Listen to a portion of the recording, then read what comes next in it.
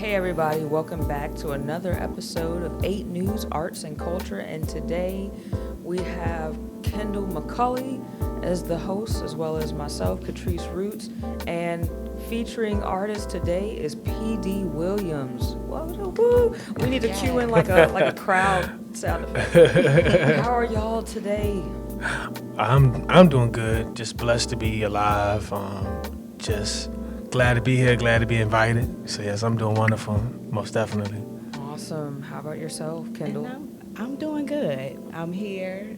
I feel good. Good vibes in here. Good energy, and it's good to be back at it. Yes. Oh, and I had to ask, how was y'all Thanksgiving? My Thanksgiving was blessed.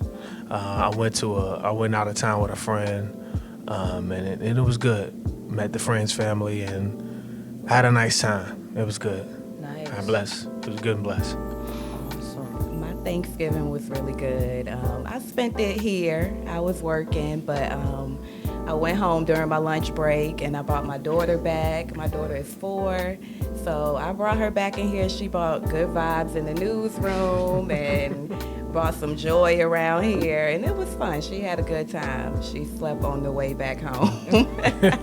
That's awesome. How was your Thanksgiving? Too much food. Mine too. Mine's too. I ain't gonna lie. Yeah. It was good though. Yeah. Especially like the turkey I ate. The turkey was good and tender, good and seasoned. So, it was good. I feel that. I feel like Thanksgiving is the only time I eat turkey. I'm not even gonna lie. For real? I would say, Thanksgiving is like the only time I really eat ham. It's the only time I really eat ham.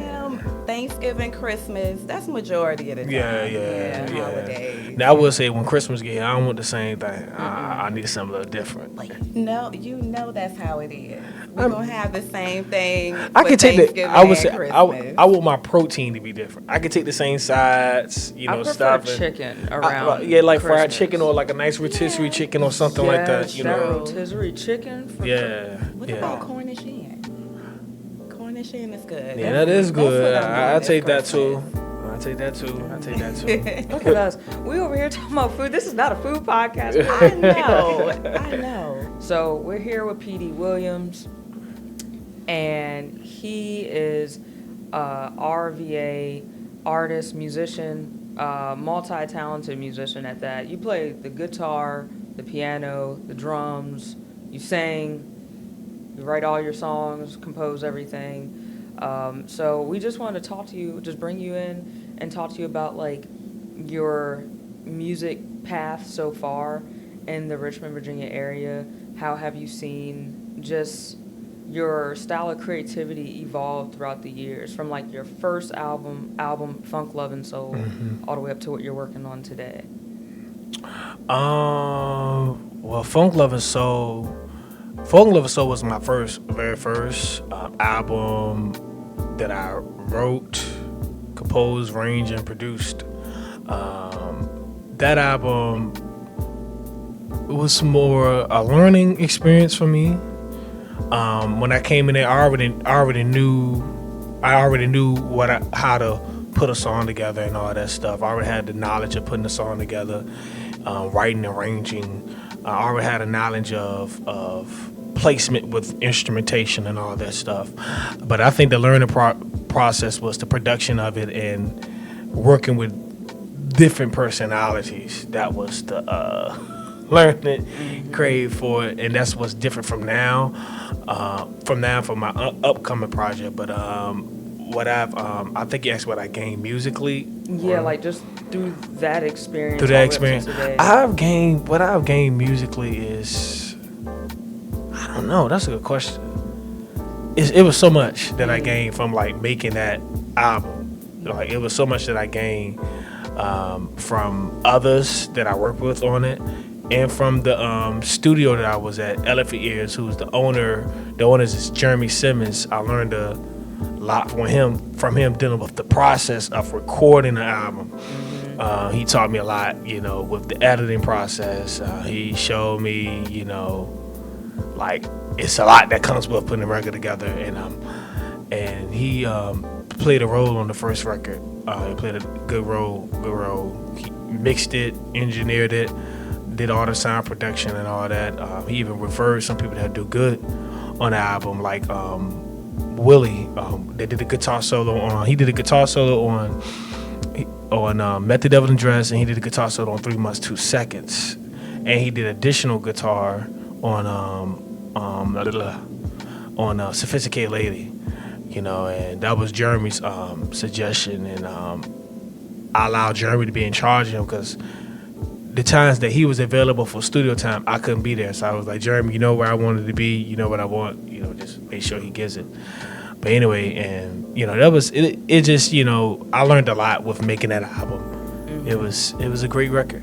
It was a great record, and now I'm about to make another one that's coming out real soon. You know, coming out real soon. I hope it's gonna be very different. You know, I didn't want to make a repeat of first one. You know, so yeah. But with this one, I'm digging more into a spiritual. I'm digging more into my Count Basie and, you know, Cat Calloway and all of them, you know. So it's like, it's going to be very different. I ain't going to give too much information, you know. But just, you know, everybody be on the lookout real soon. Like, real soon. People that's waiting real soon. Awesome. We're looking forward to it. I know I am. I definitely enjoyed the Funk, Love, and Soul album. I've been listening to it ever since Catrice put me onto it. I even listened to it on the way to work this morning. I'm like, okay, I'm loving the different genres that I'm hearing. It's almost like you're hearing stuff from the funk era, and then you're hearing jazz, and then I even heard like a song with like a rock and roll feel to it. And I'm like, I like that. I like the versatility. Right, and that's what I wanted to do. I'm a person, you know, I used to suffer ADHD, and you know, if people ADHD, they get bored quick. They get bored real quick. So I was always a person where if I feel like I'm becoming redundant, like I couldn't have an album where it was just straight R&B. I couldn't have an album with just straight funk. Like, I love different genres, and I think that comes from how I was raised. Cause like my dad, he'll play a funk album, then he'll play a rock album.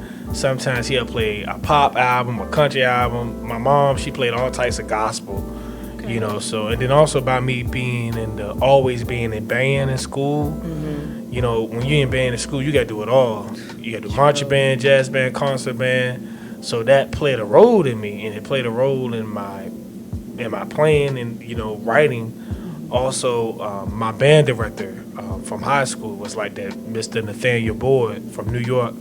He was always taught me how to, like, you know, don't be one-minded, you know, and branch out, learn it all. And then you got a lot of artists like Stevie Wonder, artists like Sly Stone that does it all, Prince that did it all, that touched it all, and also groups like Earth, Wind & Fire that definitely touched it all, you know. Rest in peace to Maurice White, the producer, and Charles Stephan, the producers of the group that really was very diverse musicians. So like listening to all those influences that I just named played a role of me wanting to touch different genres, you know. What would you say this new project, I know this new project is going to have variety as well, but what would you, I remember you saying it has like the RVA, like it has the sound of the RVA of Richmond, Virginia. So. I would say this one is just, it's going to be very different from the first, of course, because that's what I want it to be.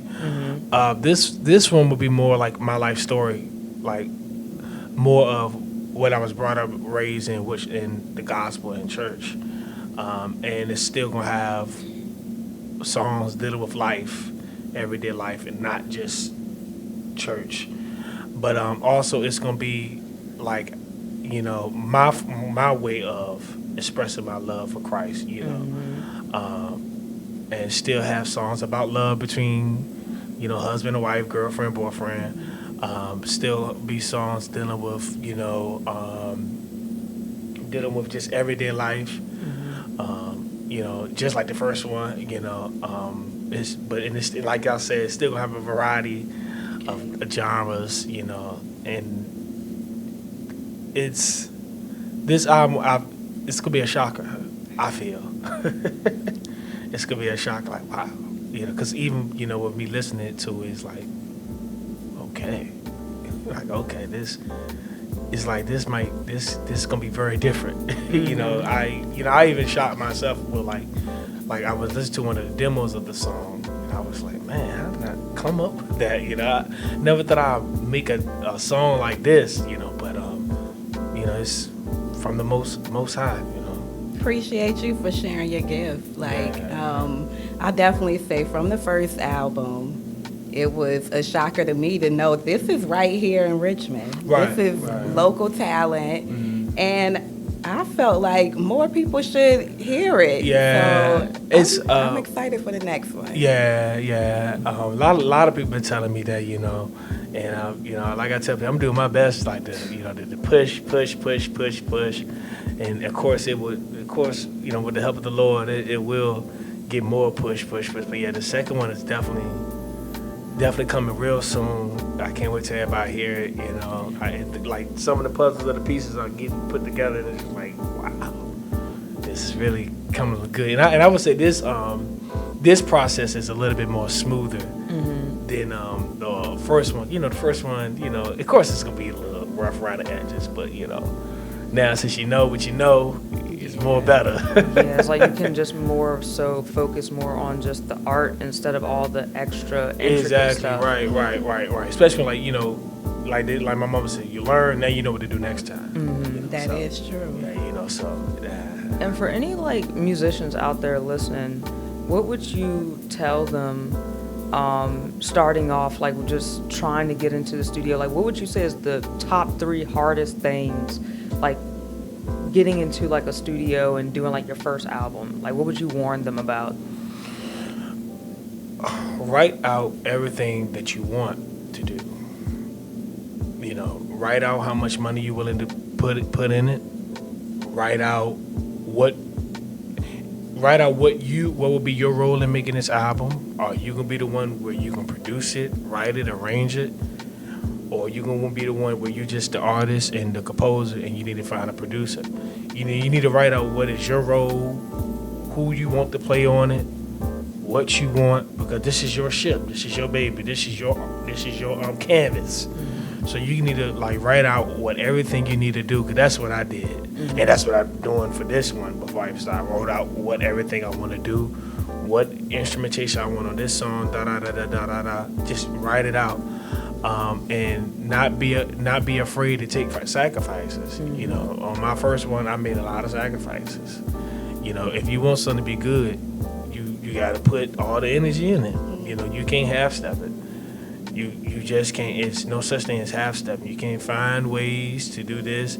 If you want the best, you got to be able to come with the best. You got to do everything that comes with getting the best. And so, I've learned that, and I'm happy that I did not hold no punches, with the first album, and I'm not holding no punches with this album, and I'm grateful. I'm definitely grateful, but I would just tell anybody, write out what you want, and don't be afraid to really, really do it. Don't say it, just do it, and write it out. Once you write it out, figure out what you're going to do first.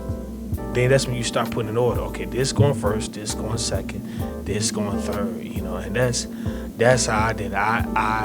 I started off with, okay, this the budget for this the budget for that, then bam, this the musician I want to play on this song, this the musician I want to play on that song, da-da. So it can be more organized and more smoother for you, and then you won't be wondering, how I'm gonna do this, how I'm gonna do that. No. Go back to your list, So I would say, if you want to go in the studio and make an album, like a real studio, like a real studio with a whole board out, and got the whole instruments in the booth, really plan it out good, so, and make sure you come prepared, because studio time costs money. Come prepared. Yeah. Come prepared. True. I mean, because the clock is ticking. Don't come in there just learning a song. No. You do your homework. It's called pre-production. You do pre-production first. Then when it's time to go in the studio, that's the production. True. So I tell any musician, don't do that. You're gonna hurt your pockets. So yeah. But that's the advice I give anybody that wants to do that type of recording. I call it the original way of recording. And that's how my favorite artists record, going in the studio. Not knocking home studios, but it's nothing like going to a studio with an engineer doing the original way. So. I feel like you just gave a word, not just for musicians. You just gave a word, like for all aspects of life. Yeah. Like I'm big on writing everything down. So like you said, writing everything down and then putting that vision into action. Like, that's good advice for everybody. and it's important that you do that. Like I'm learning now, even outside of music in a regular job, you got to write stuff down. Yes, put it in writing. Put it in writing. You put got everything in put writing. everything in writing. Put in your reminders, write it down on the calendar. Because especially as you get older, you get more responsibility. It's like, man, I gotta write stuff down. I can't record this like I thought I could. So it's like, in all aspects of life, write it down. Yes. Put it in writing. That's one of my favorite quotes I stand by. Yeah. Put it in writing. Put it in writing. Please write it down. Please write it down. As an artist, do you feel like you found your sound yet? That's a good question. Cause I ain't gonna lie, I've had so many people say, "Yo, you sound like Stevie Wonder. You sound like Donna Hathaway. You sound like Stevie Wonder. You sound like Donna Hathaway." And I'm like, I love them because I did study them vocally and as musicians and as writers. But it's like, man, I'd be like, God, I want people to say, man, you sound different. But I never get one of them that told me that. They said, no, it's not like you like them, like you copied them or you try to be like them. It's just like if they was to, one of them said, like if they was to like make a new sound, this would be it. Yes. Like it was like I was like, oh, okay. It was like this would be it. Like this would be like a new sound for Stevie Wonder, like or a new sound for Donna Hathaway. They was trying to come back out or something. That's the perfect example. It's like as if they were new artists, Uh-huh. and if they were to like be our age, Right. and come out in like 2024, Yeah. it would sound like you. that. Yeah. So like, I was Yeah. like, oh wow. I was like, okay. So he's like, yeah, I'm not saying you just like Stevie because it's only one Stevie. And I was like, yeah, it is only one Stevie. Very true. And he was like, it's just like if someone was to call you and say, look, Stevie wants a new sound, this would be it. Like you were like this would be the new sound for him, like in the 2020s. And I was like, oh, okay. I was like, I never looked at it like that because I've always been a person like outside of just music. I don't want to dress like this person. I don't want to look like nobody but me. Yeah, I want to be me. Like I want to be me. Like I'm like, if I see somebody, when I was in school, right, I had the big afro. Everybody was like still rocking the waves. And then I saw everybody else getting big afros. I cut mine off quick. I was like, man, 'cause it's like, I want to be me. Yeah. I don't want to try to drop my style. Right. So like, I was like, I always been that type of person. But I feel like I have established my sound in a certain way to a certain extent. I feel like it's not, how can I say that? I feel like I'm always trying to create a new sound. Like I told y'all, like, I was talking to one of my homeboys who's played a big role on the first album and on this album. His name is Zachary Robinson. I told him, I said, man, he asked me, how you feel about the second album? I said, man, he said, do you feel like you'd be able to, because he talked about how much love I got in Richmond and how much love I got outside of VA. A lot of people overseas emailing me and all that stuff. He was like, do you feel that you'll be able to reduplicate what you did on Funk Love and Soul? And I like, I said, man, my only concern is I don't want to repeat myself with Funk Love and Soul. Because it's hard, making an album, it's hard to just keep up with the creativity. Doing the same thing. And it's going to get tiresome Some things quick can't be nowadays. duplicated. And it's like, I was like, I said the thing is you don't want to repeat. You know, people don't want to hear, like, okay, this is the same thing from Funk Love and Soul. Mm-hmm. I mean, he ain't doing nothing different. And I was like, I don't want to be that. Mm-hmm. You know, I said I don't want to be that because, especially nowadays, everybody want to repeat. True. You know, everybody want to repeat in this, but, and then also I was like, would I be able to get those songs, be able to write a song again that's kind of like, wow, this is catchy. Mm-hmm. You know, this is it. You know, and that's hard. You know, that's not always easy. It's not always come. Mm-hmm. You know, but that's why you always got. That's why it's important that you always become a diverse musician. You know, that's very hard for a lot of music. You got to become a diverse musician. Mm-hmm. When you're not a diverse musician, it's hard for you to spread and advance your creativity. Mm-hmm. And with your writing, you know, like now I just started getting into this group called Brazil 66. Mm-hmm. Okay. It was a group that Earth, Wind & Fire studied a lot. Mm-hmm. And you can tell, you know, especially with the vocals, arrangements and all that. So it was like, yeah, I started studying them a lot. And it's like, by studying them, I started getting a different vibe of like what to write and all that, you know. So, you know, but with me developing my sound, I'm going to say it's always developing. Yeah, and like they always say, like each and every one of us artists, we all start out trying to, or we just automatically do it. We always start out sounding like the people that we look up to, but the Right. more you create, the more your own signature style and sound Right. starts to form. You just got to Exactly. keep on You creating. got to keep on creating. You have True. to. You know, and music is always revolving. Mm-hmm. Music is always revolving. Like, and music to me is everywhere. Yeah. Like, you could It's be. a universal language. It is a It universal is a language. universal language. Yes. It's Yeah. definitely is universal language. Like, you know, I could be walking, and the sound of construction work can make me want to make a song. It can sound like music. Yeah, it sound the like music. raindrop. Yeah, the raindrop. Like, you know, certain things, think about yeah. like, you know, what's that song by Sam Cooke? That's the sound of the man working in the train. chain gang, yeah. I mean, he was basically talking about a construction worker. Yeah.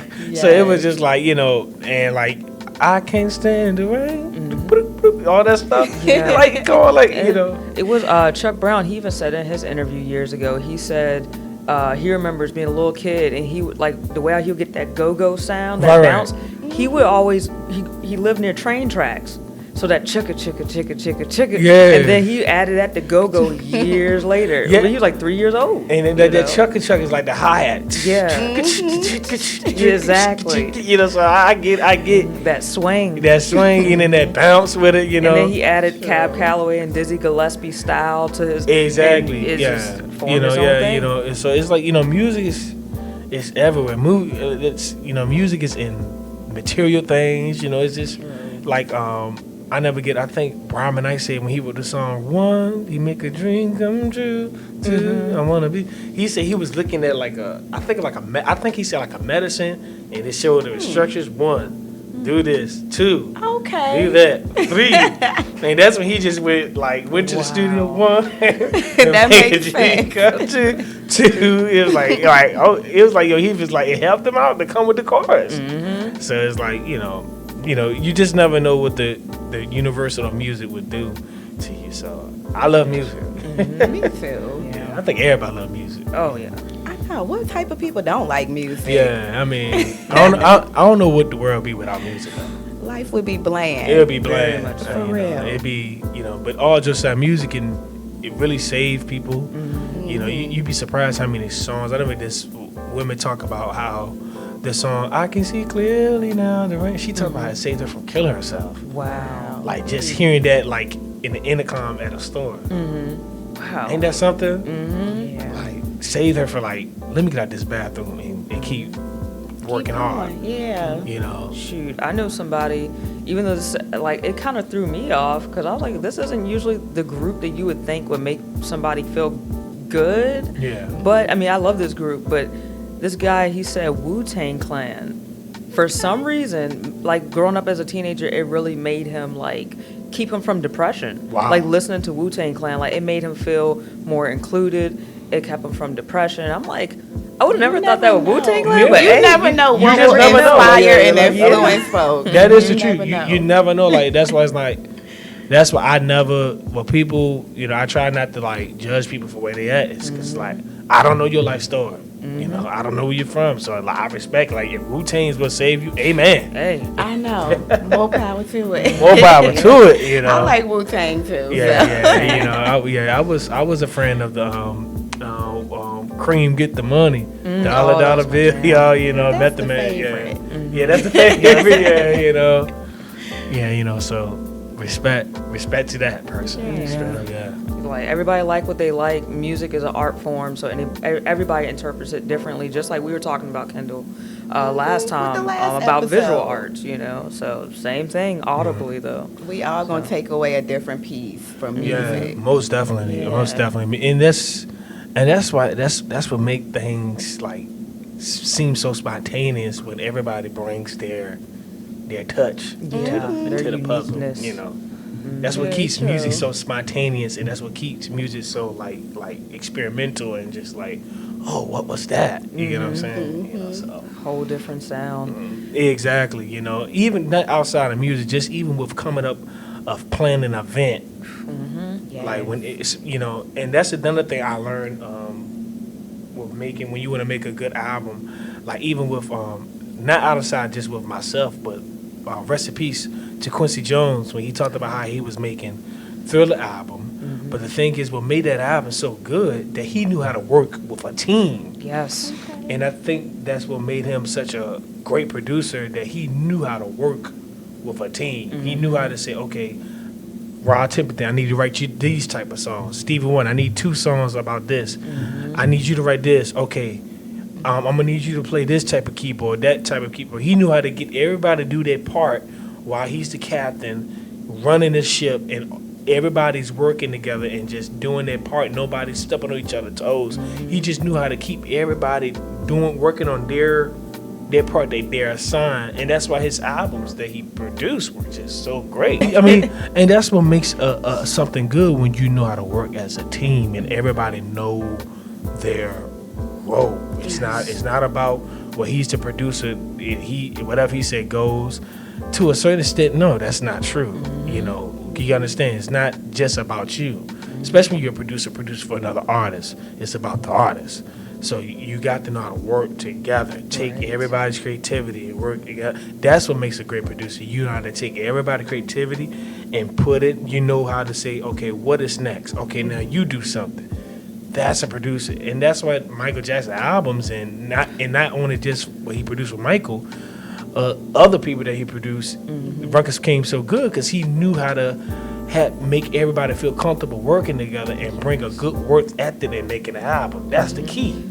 Shoot, he did stuff for Frank Sinatra towards the end. I mean, you know? like, that's what I'm saying. Like, you know, and when I saw, I'm like, yo, that's what made him a great producer. He knew how to put a team together and work with a variety. And work with a variety of people, and knew how to just get them to just bring their talent into one place. And just progress it out there. Like, that's not an easy thing, especially working with people. And he knew how to do that, and that's what made him such a great producer. He knew how to do that.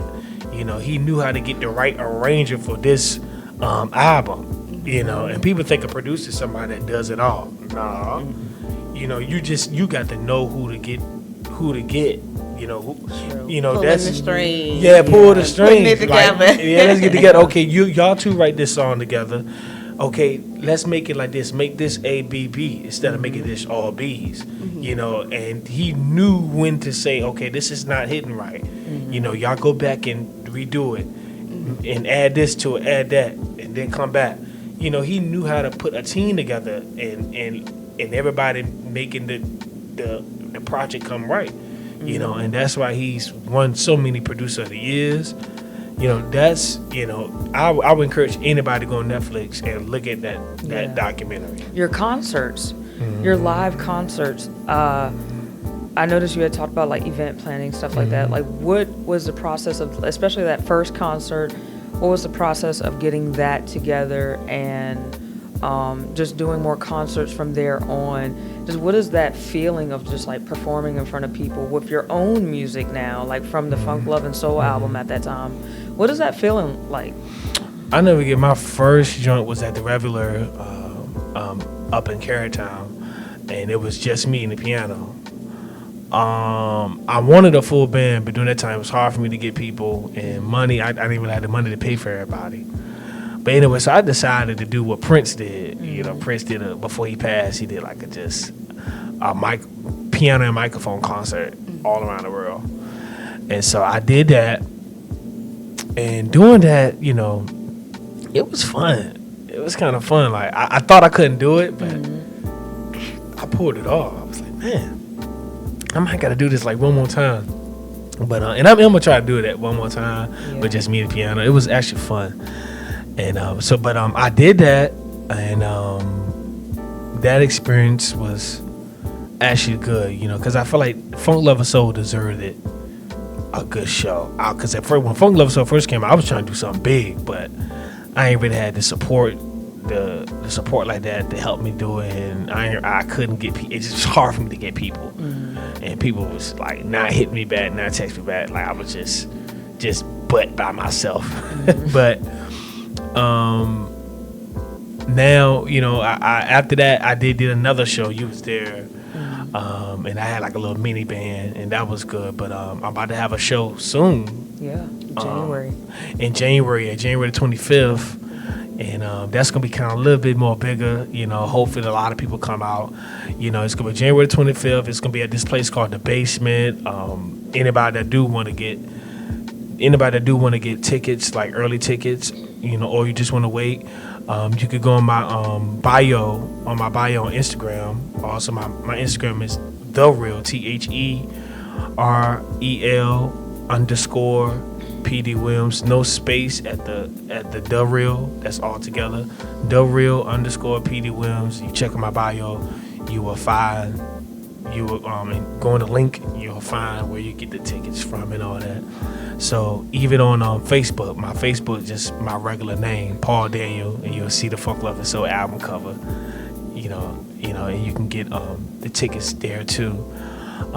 But yeah, you know, I'm trying to do more performances. Hopefully one day I'll be able to perform at festivals so I can have a huge band. Do the jazz festival. Yeah, jazz festival. And Richmond got so many festivals. So yeah, I mean, that's a strong possibility. Yeah, but it's so hard to get down with Richmond festivals, man. I'm like, man, how can I get down? I'm like, you know, I never got put in an email. I was trying to perform there. I ain't get nobody to hit me back, you know. I sent them everything. I understand. But, you know, it happens, you know. But and when my time comes, it will come, you know. So, yeah, but, y'all just be lookout for January the 25th. And that's on my birthday week, too. So, Okay. yeah. We'll be that's there. My birthday week. Yeah, that's my birthday week. We look forward to it. I appreciate it. And last question, technically. What are some words of wisdom you would like to leave with the audience listening? Words of wisdom. Always put God first. Keep Jesus in mind. Whatever you want to do, don't let nobody stop you from doing it. If it's positive, if it's in the will of the Lord God Jesus Christ, do it. Don't let no one stop you. No one stop you. Don't let people dictate who you are.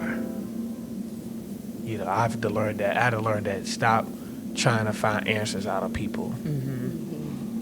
Do what you feel is right.